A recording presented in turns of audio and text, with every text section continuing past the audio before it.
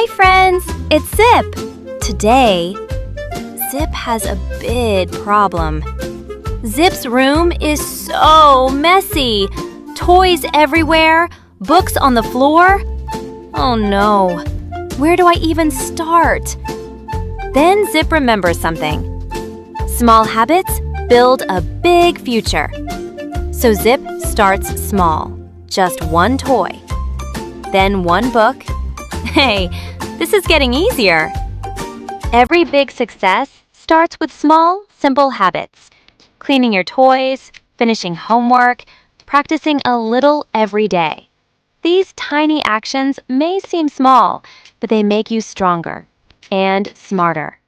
When you keep doing the right thing again and again, you grow into someone amazing. That's how strong character is built. Not in one day, but every single day. And it's okay if you're not perfect. Just keep trying, keep learning, and don't give up. Look, Zip did it! The room is clean! So friends, start today. Pick just one good habit, because small steps today can make a big future tomorrow.